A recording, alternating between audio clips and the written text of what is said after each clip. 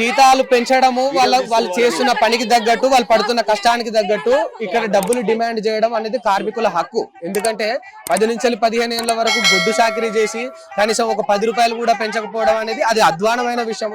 వాళ్ళ హక్కు, వాళ్ళ రైటు. మినిమం అలవెన్స్ అనేది ప్రభుత్వం కూడా క్రియేట్ చేయాలి.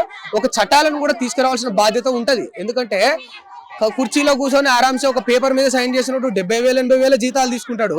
ఒక రోజుకి 8 నుంచి 10 గంటలు కష్టపడి కుట్టు మిషన్లు కుడుతూ, టార్గెట్ కు మించి పని చేస్తూ, కొన్ని వందల అంగీలు కుడుతూ, గుడ్డు సాకిరి చేస్తూ ఇన్ని బాధలు పడే వాళ్ళు, నడుము నొప్పులు కాళ్ళ నొప్పులు ఉన్నా కూడా పనిచేసే వాళ్ళకు కనీసం నెలకు 10,000 అనేది అధ్వానమైన విషయం.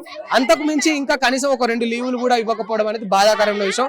మినిమం ఈ కంపెనీల నుంచి బయటికి రావాలి, ఒక లీవ్ కావాలి, ఒక పర్మిషన్ రావాలంటే ఎవరైనా ఒకరు చచ్చిపోతే తప్ప వీళ్ళకు లీవ్ దొరకదట. ఇక ఎలాంటి పరిస్థితి ఉందో ఇక్కడ మనం చూడొచ్చు. అంటే ఒక వ్యక్తి చచ్చిపోతే చచ్చిపోయిందని చెప్తే తప్ప వీళ్ళకు బయటికి వెళ్లే అవకాశమో లీవ్ పెట్టుకునే అవకాశమో ఉండదట.